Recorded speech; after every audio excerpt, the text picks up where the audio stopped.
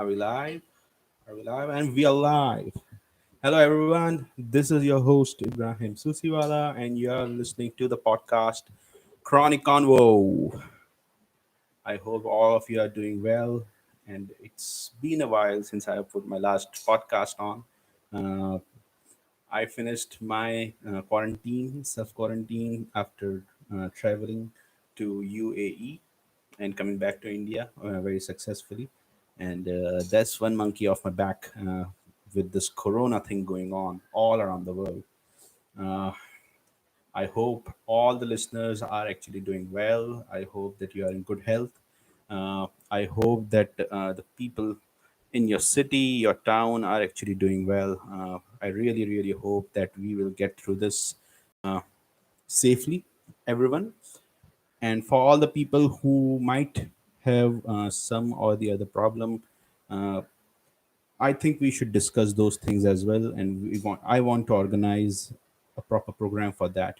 So it would be really helpful if you people will come forward and you people will actually put in some comments, send me emails.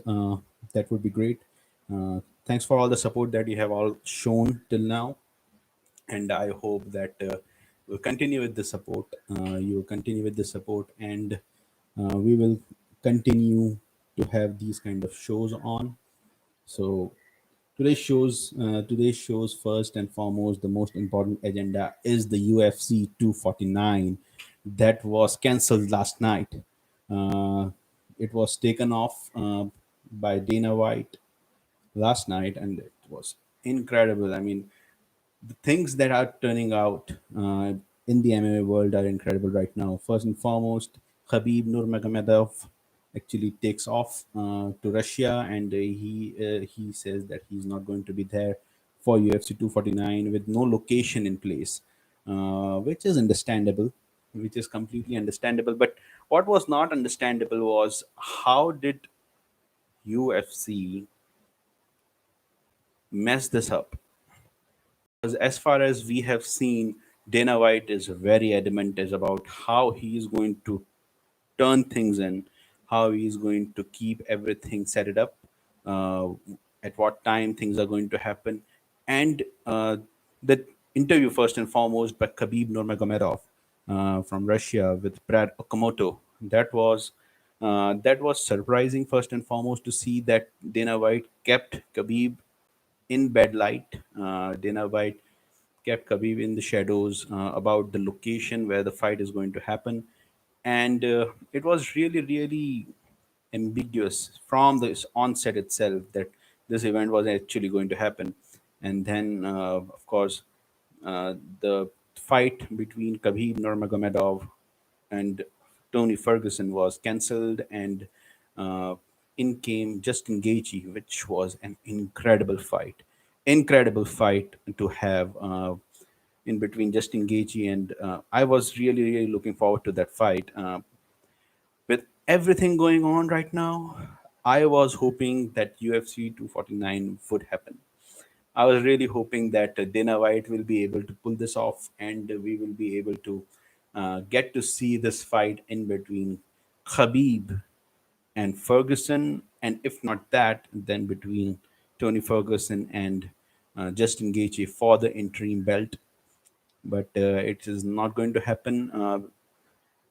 Yesterday, I saw the interview between Brad Okamoto and Dana White, in which Dana White actually confessed that the show has been cancelled eventually and it won't be taking place anytime soon. Uh, and his emphasis on the fight island, which is so gangster. It is such a gangster concept of having a fight island. It reminds me of the Enter the Dragon, whole Enter the Dragon scenario. Uh, I can see Dana White being the villain in that whole scenario, to be very frank, considering he is setting up the whole island up. But it is an exciting thing to see that we will have a fight island where people can even be quarantined. I think they are going to put in the fighters at least 2 weeks before the program on those islands so that they can train and they can adjust to the atmosphere of that island. And it's really going to be interesting. It will be very interesting to see how that goes.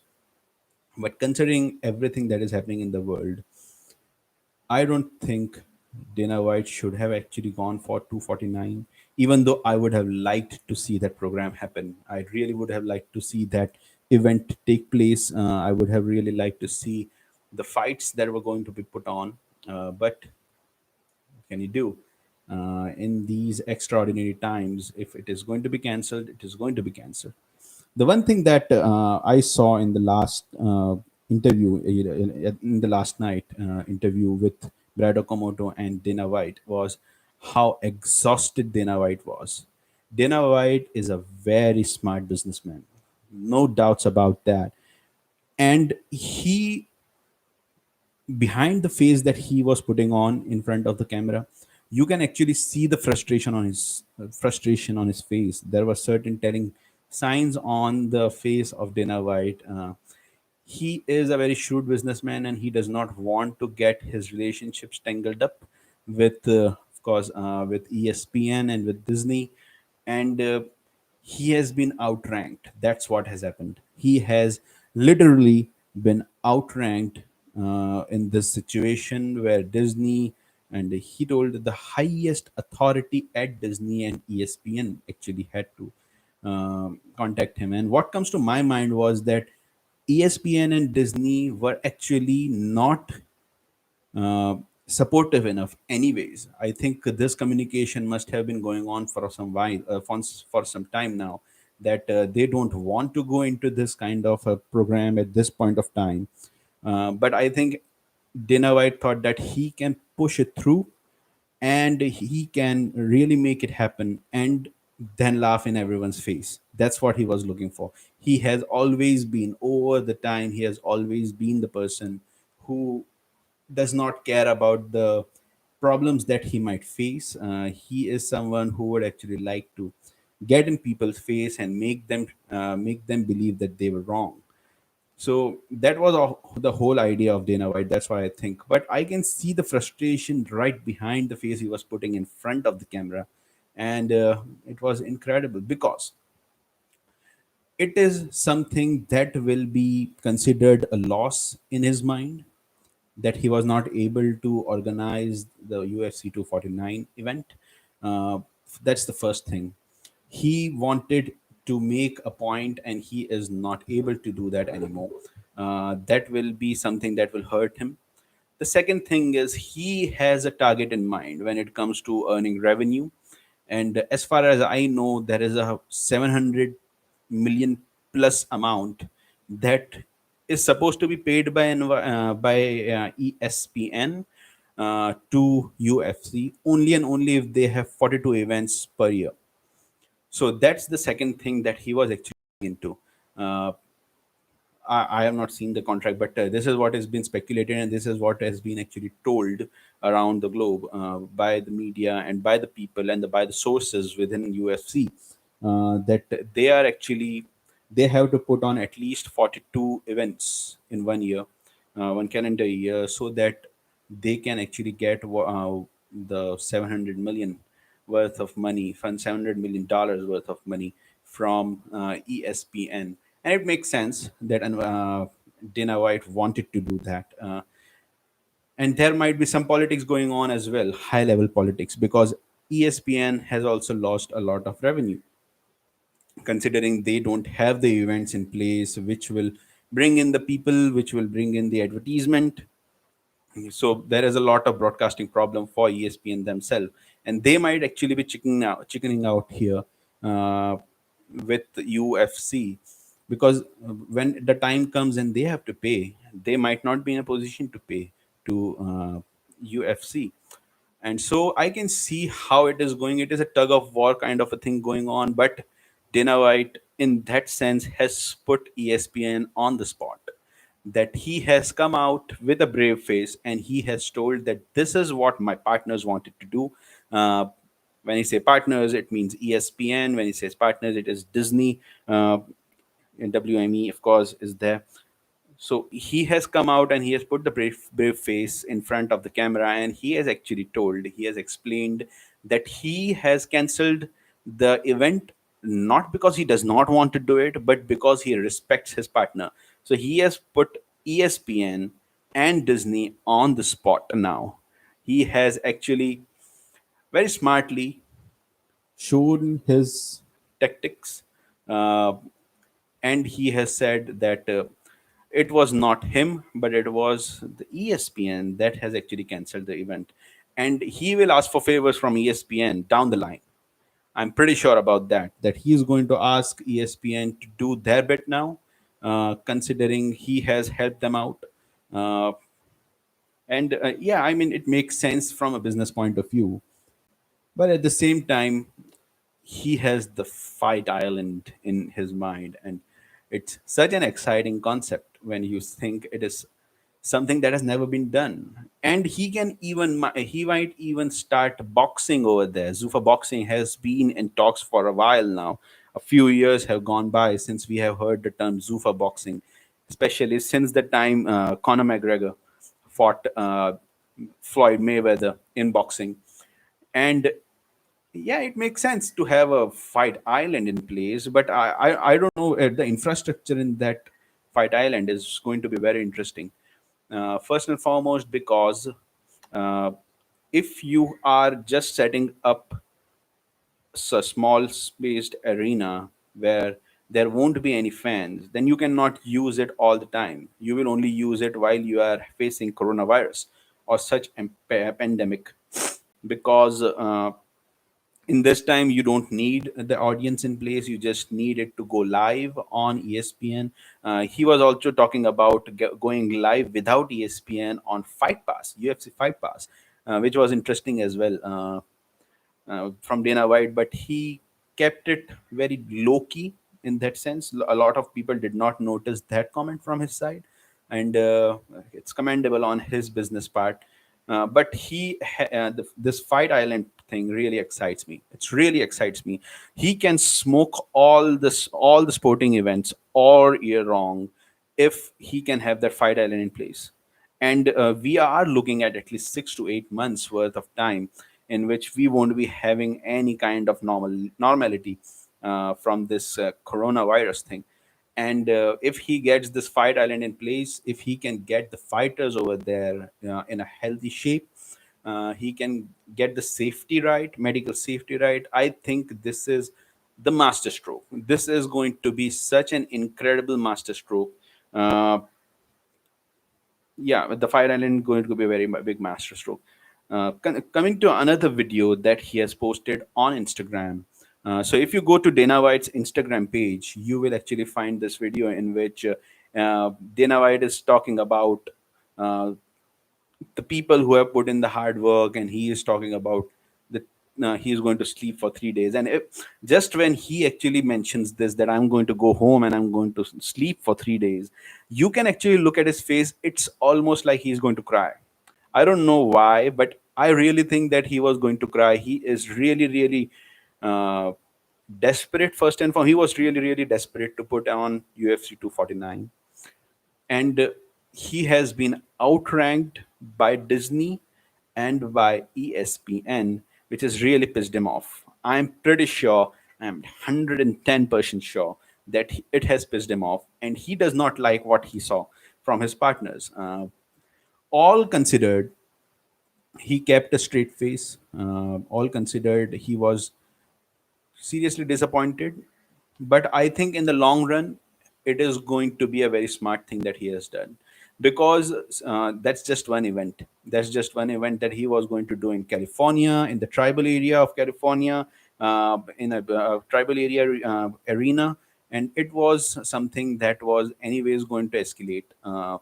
Even if he had done the UFC 249, I think there would have been so much criticism on him for doing it. And all considered, I think he will reflect on this later on, and he will feel that, yeah, it was not worth going for UFC 249, considering that he has the Fight Island in place. If he says that the timeline to get the Fight Island ready, the infrastructure ready, is 1 month, then 1 month later he can put on as many fights as he wants, as many fights as he wants.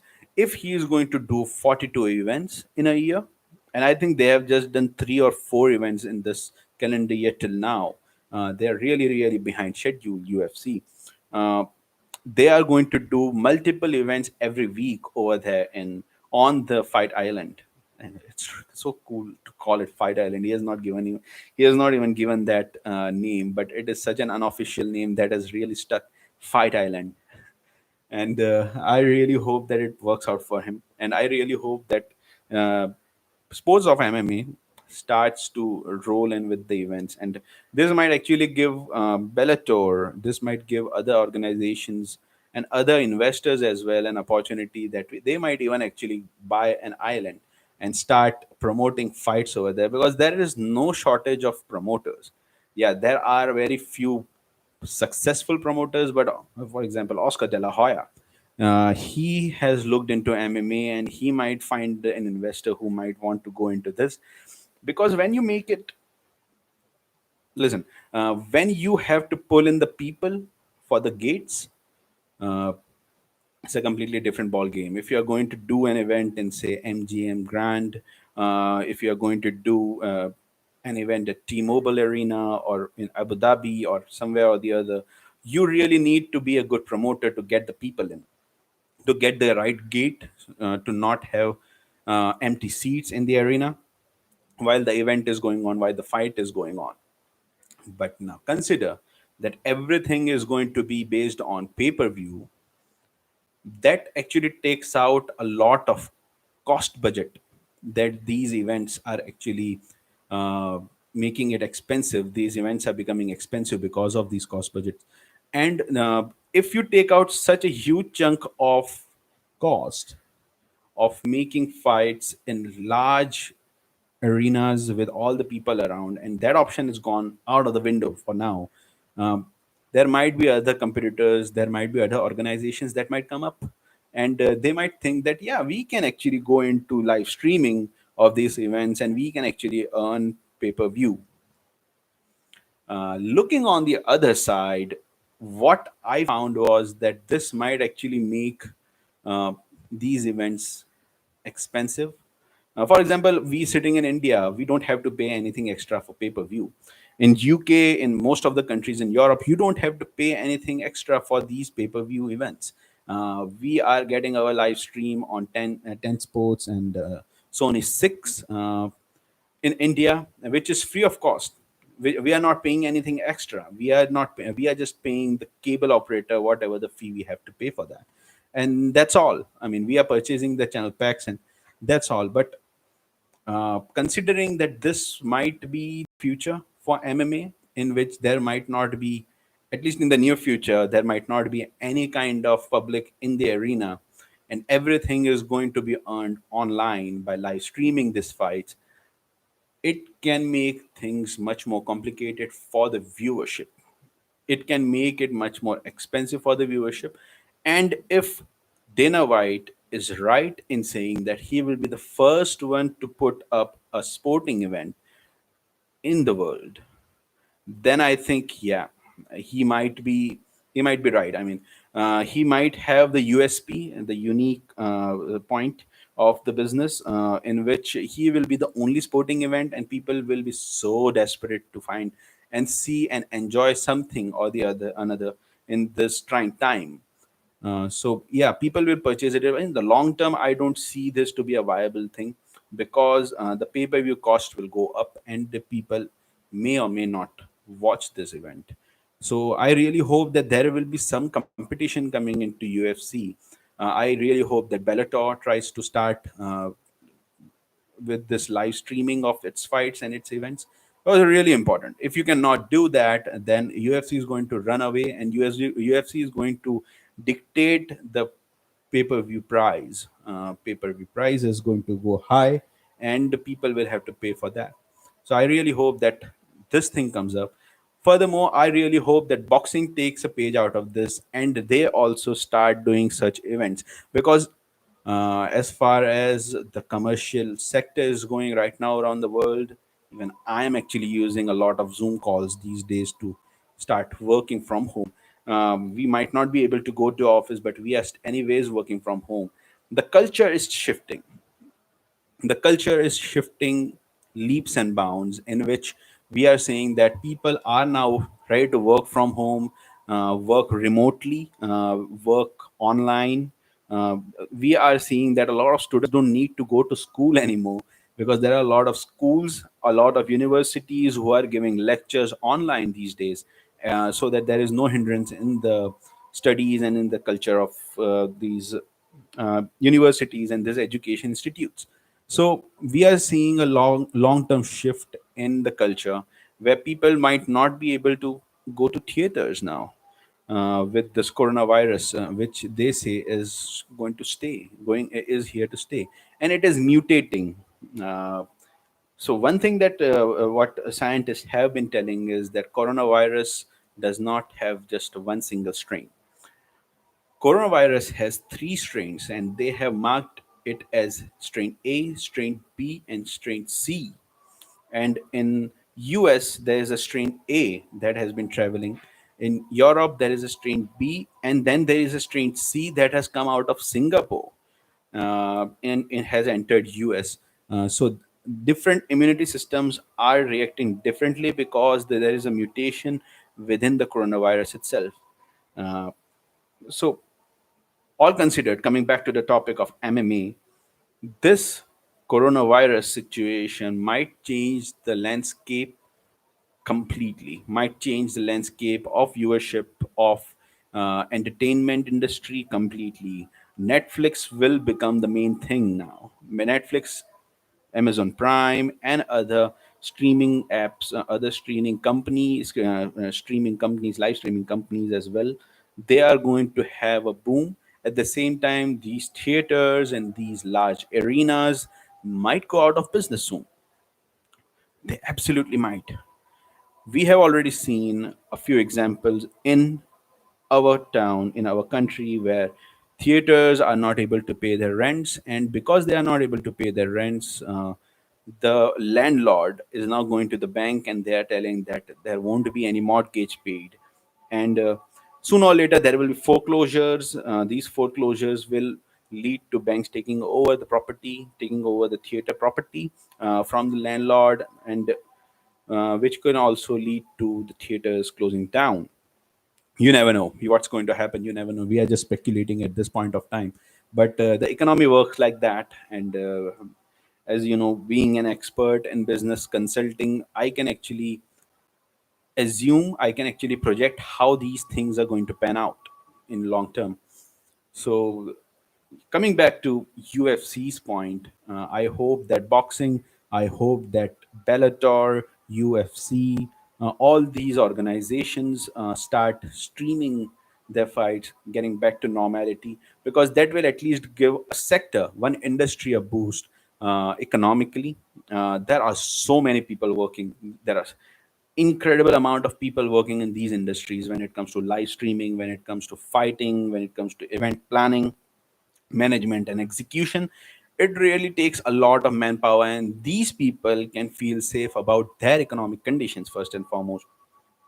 That money can flow into the market, and that can actually lead to a lot of other industries booming as well. So it has to start somewhere. I really respect how Dana White has been promoting these fights for so many years, and I really hope that he stays so adamant on making these promotions, on making these events happen, but in a very safe manner. I really like his confidence when he says that you are much safer at a UFC event than you are when you go to grocery store these days, and it really makes up a good statement, a viable statement. I don't know how the world is going to react. My personal uh, opinion is that, yeah, we should actually go ahead with these things and get some normality in place. The corporate sector is now working from home. We are working remotely, and we are actually getting a good result out of it as well.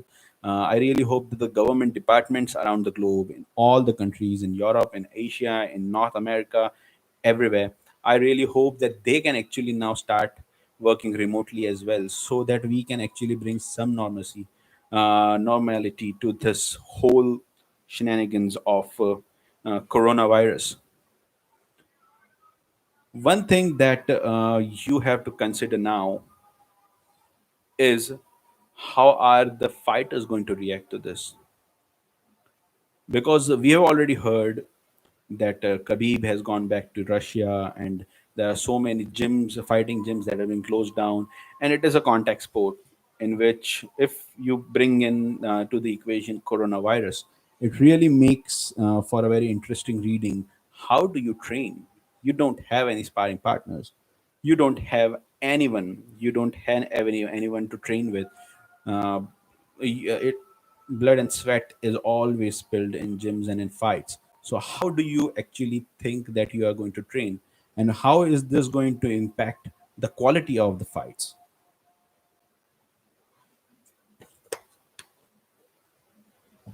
The quality of the fights is very important, which people are not giving so much head to because they have not seen the fights yet. They are just desperate to get the business side of this thing sorted out. So, if the quality of the fights are going to deteriorate, you really have to reconsider how you are going to plan these things. You might even have to make a one event every month. You might have to give 4 weeks of training experience, 4 week of training time on the fight island to the fighters, with their gyms, maybe with their teams, workout teams actually traveling to the fight island, which again increases a lot of headache, considering the amount of people that will be involved in this and what kind of. First of all, we don't know where this island is actually situated, in what country. uh, is it in Europe? Is it in Atlantic, or is it in Pacific and around the globe? At the same time, the government is in support to give UFC the right and the autonomy to work something out in the proper manner without risking anyone's health. So that's the idea. That's the idea behind all this. Now the fighters, again, the quality. How do you, if you are Tony Ferguson, how do you react to this? Because he was supposed to fight Khabib Nurmagomedov at last, and that went out of the question. Then came in Justin Gaethje, and the promo was released yesterday as well. I mean, that was incredible. Yesterday was the first day I saw the promo of Justin Gaethje versus Tony Ferguson fight, and Ferguson will be devastated. I really hope that he takes this well. He's a crazy guy. First and foremost, he's an incredible fighter. He is as crazy a person as I ever seen as a human being. I really hope that he will take this positively and he won't demoralize himself. I hope that UFC actually takes care of him financially for the time being, at least, uh, considering he has put in so much blood and sweat over the time to get prepared for this fight, and he has put in so much money. Oh, these fighters are putting a lot of money into getting ready for in a camp for a fight like this, especially a fight of this magnitude against the best lightweight champion. Beg your pardon, in UFC, that is Khabib Nurmagomedov. He's 28 and 0. So I really hope that Tony Ferguson actually bounces back well. I hope, because he is the first in line. I'm pretty sure that Justin Gaethje and Tony Ferguson are going to fight soon.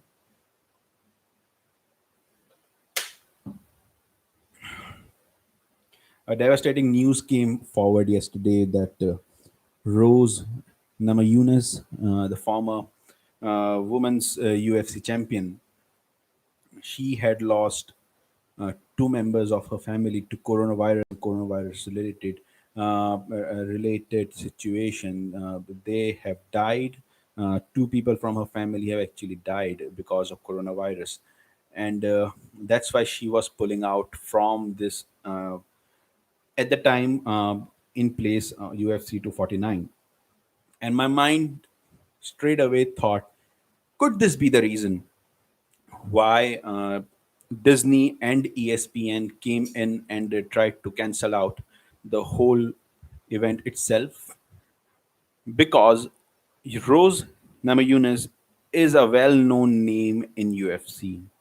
She's a very well-known champion, one of the most favorite champions actually UFC has ever had. She's such a nice person. She's such a sweet person. She has gone through a lot of tragedy since winning the title, considering she was also involved in that Conor McGregor dolly incident where he threw the dolly into the bus in which Khabib Nurmagomedov and other fighters were. And Rose Namajunas actually got some cuts and some injuries as well. So she has been involved in some crazy events with UFC, and considering her popularity, considering her following, it might be something that might have prompted ESPN and it might have prompted uh, Disney to step in and get the event cancelled, because it would bring a lot of sympathy first and foremost for Rose, and a lot of wrath from the viewership of UFC, a lot of wrath from the public for the UFC to still go ahead with this event when their fighters are themselves suffering from something like uh, deaths in their family through coronavirus. So that is something that, yeah, it makes sense as well that that might have happened. All considered, it has been a disappointment personally for me that UFC 249 is not happening, because I was really looking forward to it. Really looking forward to it. It would have been an incredible relief. It would have been an inspiration as well. Just think about it. Fight between Ngannou is going to happen. Ngannou and Reza Strike. If that fight, for example, in that fight, two beasts are going head to head, and if that fight would have been a slugfest, and both the fighters would have shown their heart, and it would have been a three round slugfest in which both the fighters would have shown all the determination, it would have actually made people who are watching much more hopeful. It would give much more heart to these people who are scared. I know a lot of people who are having such a bad time right now in quarantine, in isolation, in lockdown, because they just cannot handle the anxiety. They cannot handle the anxiety, and uh, events like this could actually distract you from whatever is going on in this world right now. I mean, uh, a fight between Tony Ferguson and Justin Gaethje was, since it was announced, I was feeling assured in my mind that it is going to be a real throwdown. Those two guys have some incredible determination, and Justin Gaethje is no joke. He's no joke when it says that he was going to find Tony Ferguson. That means that Tony Ferguson would have to throw down with Justin Gaethje, because Justin Gaethje does not know any other way. He was not going to take Tony Ferguson down first and foremost.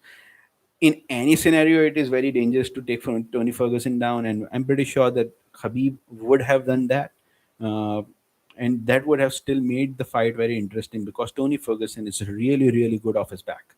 His jiu-jitsu is really good. It is not even like it is underrated or anything. People know his jiu-jitsu is really, really good, and that would have made for a very interesting fight. Justin Gaethje was not going to try to take him down. Might be that Tony Ferguson would take him down if he gets rocked. And Tony Ferguson comes up with some very unusual stuff, those spinning back fists and the spinning elbows and close range elbows, and his Darce choke, standing and from any angle. It's ridiculous how he fights. So it would have been an incredible show, which would have actually inspired a lot of people. Would have inspired so many people if we would have that had that event. Considering that what we are going through with coronavirus, there are a lot of scared people around the globe who are in lockdown. There are people who are scared of coronavirus, and then there are people who are actually having problems because they are in lockdown. And I really hope that UFC 249 would have addressed a lot of that to the viewership. These fighters, when they fight a very inspirational fights, when they fight these legendary fights, and then when they speak about never give up, never surrender, these kind of things, it actually makes the people who are listening be inspired. it makes people who are listening stronger. It makes their mind strong. It makes them determined. It makes them the message given by these fighters really really matter. And I was hopeful that that would happen. It would have been a beautiful beautiful opportunity for the fighters to talk to the fans, put these kind of messages out, but unfortunately is not going to happen. uh, One thing that comes to my mind, I'm just trying to process the Instagram video that Dana White has put out, in which Dana White was actually justifying that Joe Rogan was actually going to um, take care of the commentary in UFC 249. He was, even though Joe Rogan has gone air on his podcast, shout out to JRE. He has actually on JRE episode, he has actually said that he's not sure he's going to do this program. He does not want to do that. He in one of the episodes, he actually blatantly, clearly made it clear that he is not going to go for UFC 249. He's going to wait it out. And in another episode, he said that yeah, they are going to put on the UFC 249, and he is thinking about whether to go or not. No, he never showed that he is 100% going for these programs. And so Dana White to come out and to say in the video that Joe Rogan was going to take care of this, and people are coming to him and telling him that in podcast he has actually denied taking any part in UFC 249 event. It is another way in which Dana White has actually secured himself, and he has also secured, and he has also put some kind of obligation on Joe Rogan now, that he might have to go for the next event, considering he has already been given a PR promotion by Dana White, uh, uh, on how brave he is and how hard he is working for the UFC. So that was interesting again. I'm pretty sure Joe Rogan was not going to attend UFC 249. But who knows? I don't know Joe Rogan personally, but as far as his words go and as far as how much he means his words, yeah, I don't think so. He was anyways going to take any part in UFC 249. So, yeah, you never know. A lot of other stuff is going on. Coming back to the strain A, B, and C, it is really, really it's really a really scary time when you think that there is not just one kind of coronavirus going on, but that it is mutating. It is changing itself according to the immunity system of humans. So, one strain of coronavirus, once it goes through an immunity system and it transfers again to another person through that person, infected person, it mutates. It mutates. It uh, resolves the weakness in its own core. So, what is a virus? First and foremost, a virus is just like a computer code, which is it's a small data chip that is coated with protein for protection, and it goes into your body and it connects with the receptors within your body and works just like a virus in a computer. A computer virus, once you download it, it goes into the registry, it goes into system files and starts uh, troubling those system files, get connected with the receptors in your computer, and it is actually destroying your computer slowly and steadily, sometimes really, really drastically. And coronavirus is similar. It takes 14 days of incubation. Uh, 4 days of incubation period, and then the symptoms might show up within the 14 days from the day you got infected. And during that time, coronavirus actually penetrates your body, gets connected with the receptors in your body, in your lungs especially, and kills your lung cells. So it's such a scary time because the scientists themselves don't know exactly what the virus is doing and how to tackle this virus. A lot of discussions have happened why these mask wearing was actually first and foremost prohibited, and now it has been promoted so much. So this is what has come out from the community, that the masks were in shortage at the very start of coronavirus. And so, because the governments and because the institutions who were supposed to keep this mask in Federal Reserve, who were supposed to keep these equipments well in advance in their reserve, wanted to save their asses, so they were actually recommending not to wear mask. That mask might actually increase the chance of you getting the virus. Now, considering it is still true that the mask might actually increase the chance of incubating the virus if it is nearby and you have inhaled it, but the masks are important so that the virus is not spread it out to other people. So, for example, person A is infected by the virus and he is wearing mask. At the same time, person B is also wearing virus who is not infected.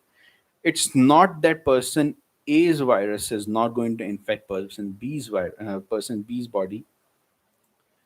Um, if the person A is not wearing mask, there is still a good chance that he might cough and he might sneeze, and this virus will still be inhaled by person B who might be wearing the mask. But if person A is wearing the mask, there is a less chance that it will get spread it to person B if he coughs or if he sneezes. So that's why they are actually recommending wearing the mask. But at the very start, I clearly remember that people were actually telling us, don't wear mask. Don't wear mask if you are not infected. If you are infected, then yeah, you should wear mask. So I don't think so that a person has any grasp on whether he or she is infected or not, because there is so many asymptomatic cases going around that a person himself does not know if he has coronavirus. And if a person cannot say that, I mean, how can you tell him to not wear mask? There is no way, because in India especially, there is so little testing going on. There is no random testing over here. Over here, the government has not felt the obligation to go in and spend the money on the random testing. Here, the Supreme Court in India has yesterday given its order, 2 days ago, has given its order that all the testing has to be free from the government, whether it is done by the government hospitals or they are done by the private institutions. It has to be free of cost. So it has taken more than 15 days for Indian government to first and foremost find the mandate that they need to do the testing free of cost for the people of their country.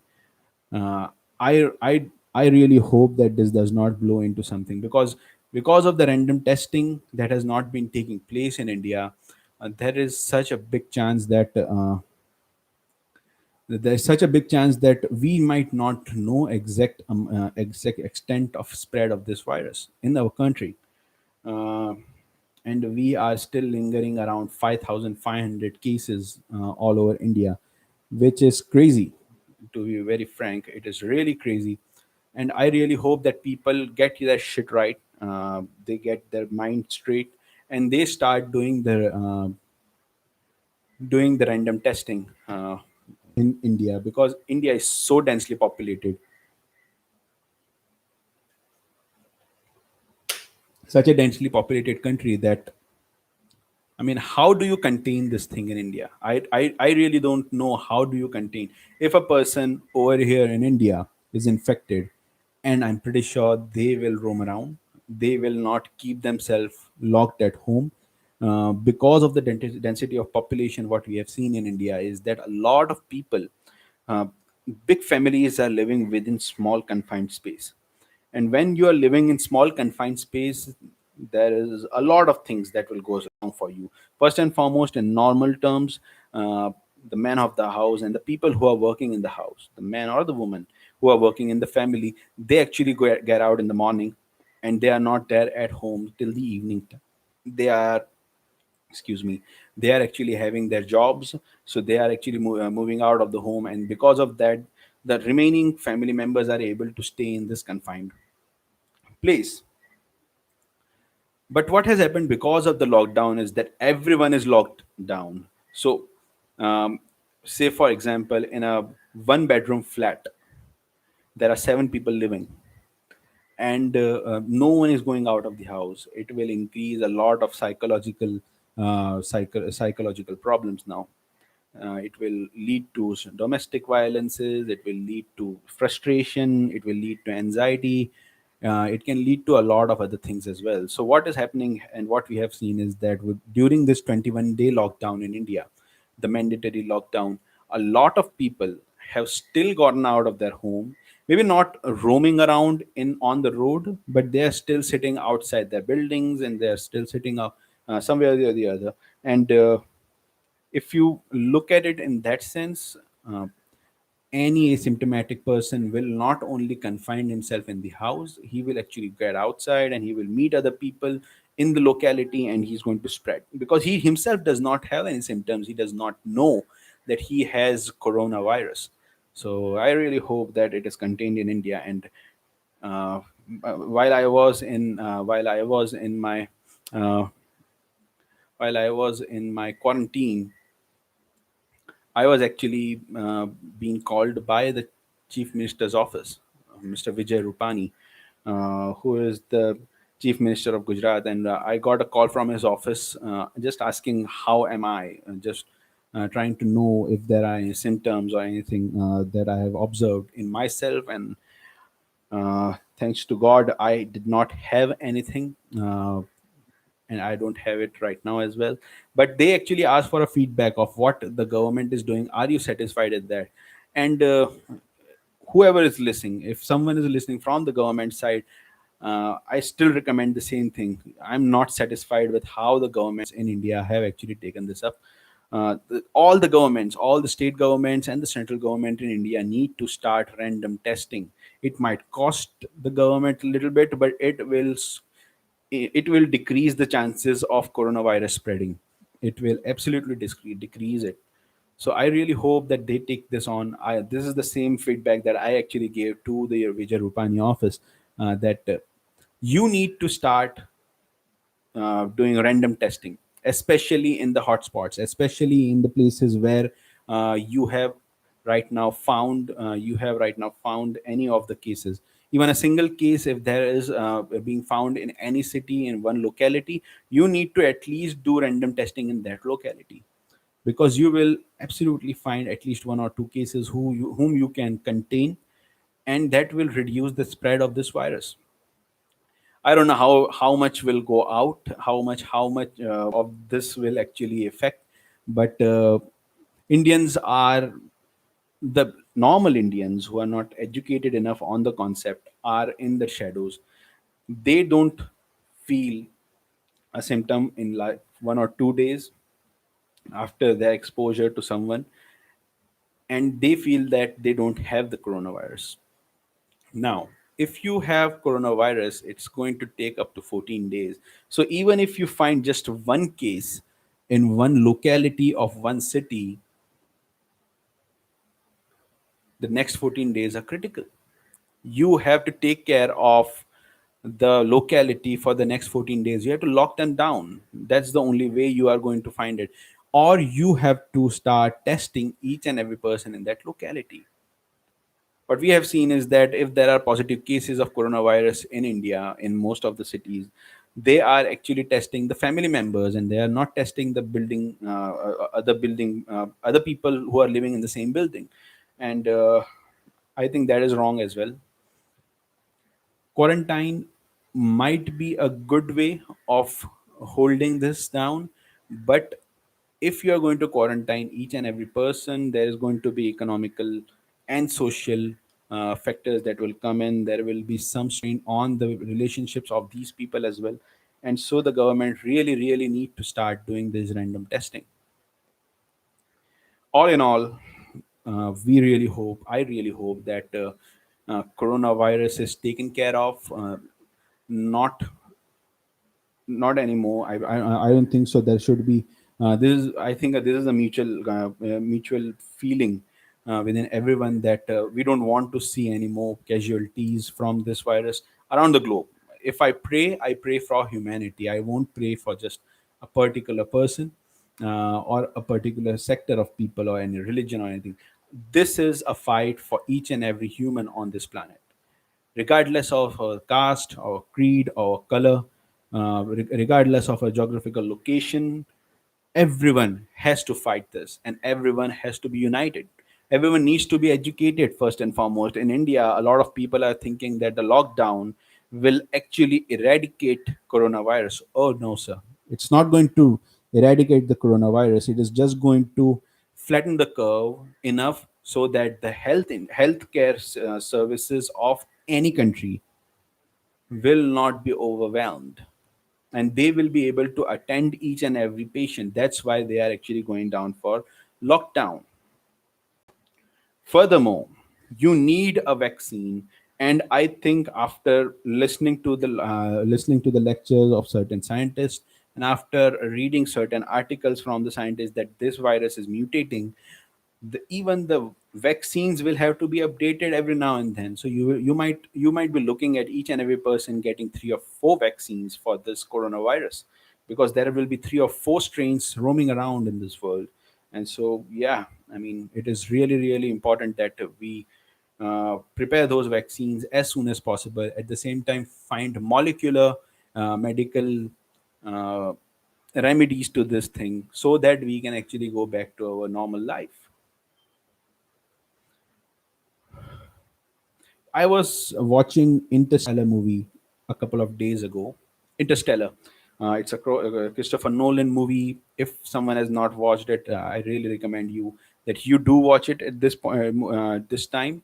Uh, so the premise of the story, spoiler alert, is that the Earth is dying, and there is a lot of blight, which is any organism that is actually attacking the plantation and killing the fertility of our planet. Uh, Basically, there is so much blight and there is so much dust storms that are coming in, and so humans are actually losing a lot of their food supply. And the story is about that humans need to leave Earth and need to find another planet, and then there is a wormhole that is found near Saturn, which is to be used by human beings to find the planet which is viable and habitable for human life, for organisms. So whole film is about that. And there is a scene where um, Casey Affleck's son, who is also named as Cooper, uh, starts coughing, and he has a problem with lungs. So the new generation is shown in the film, that new generation are having complications with the respiratory system. And Matthew McConaughey, who is the lead in the film, he has his son who has been played by Casey Affleck, has one of his child already dead, and the other child, which is Cooper Jr., also facing some respiratory problem, specifically in lungs. It made me think about the current coronavirus situation. That isn't it the same for us? That there is this virus that is threatening our respiratory system every day. There are people who are dying. There are millions of people who are actually getting infected by this coronavirus. Uh, And are we supposed to leave the planet? Is it even possible? Is it something that should be looked into right now to save our humanity? There is a good chance that this might be just a start. The lethality of coronavirus is not as high as certain other coronaviruses that came through. For example, 2003 SARS, and in 2012 MERS, which was in Middle East. These were much more lethal, and if such lethal viruses now start getting really, really infectious, and they start to go into influenza stage, uh, we are screwed as human beings, because the mortality rate in those cases was 60 to 70%, and that's pretty high, and it will wipe out the whole planet. So while watching Interstellar, I was actually thinking, is it time for us to think about leaving this planet? Maybe starting researching, starting getting Elon Musk and Jeff Bezos into the act, starting to get NASA people to wrap their mind into this, to find a habitable place for human beings. Uh, it's going to be expensive. It's going to be something that we might have to do in the end. just to save humanity. I would recommend everyone to actually have a look at Interstellar once again, if you have already watched it, and if you have not, you should actually watch this movie. This movie is really, really beautifully crafted by Christopher Nolan. Shout out to Christopher Nolan and the cast of Interstellar. A lot of conspiracy theories are actually going around as well, in regards to coronavirus. Of course, the usual conspiracy theory of China making a bioweapon is still alive. A lot of people are still looking into it. They are trying to investigate into these things. Uh, there is this 5G related conspiracy theory as well, but it's absurd. If you see, there are only 4 or 5 countries in the world who are actually possessing the 5G right now, possessing 5G technology, and you are using it. Other than that, there are 182 countries which don't have 5G technology. They don't have the 5G network towers in place, and they also have coronavirus. So whoever has come up with this 5G bullshit should stop now. You should stop, and you should be debunked immediately. Uh, there have been other conspiracy theories as well, like China has actually fought. This is a conspiracy theory. This is not me. This is not something that I have thought out of it. But China has actually fought a World War III without firing a missile. Without firing a missile or without firing a bullet, they have actually won the World War III by hampering economically the biggest countries in the world. So everyone is right now on their knees, while Wuhan has actually started back, and they are seeing a little bit of increase in the cases again. But if they have started back and they are going to get up and running, there is an article that I read where it was saying, I cannot authenticate it right now. I should actually have authenticated it, but I have not. So I'm just putting it out that China has actually invested a lot of money in the downward shift of the stock markets in Europe and in US as well, in North America. And they have taken a considerable interest in a lot of corporations in Europe and in America as well. So there is a good warfare kind of a thing. It is much more possible that China might have advantage of the situation, but I am not sold on the whole conspiracy theory that China actually has put in this virus. It would be really, really surprising if it comes out to be that way. I really hope that we first and foremost get over this coronavirus, and I really hope that everyone stays safe. Well, I think we have wrapped up just about everything. I just wanted to talk about the MMA part first and foremost, and it was so important.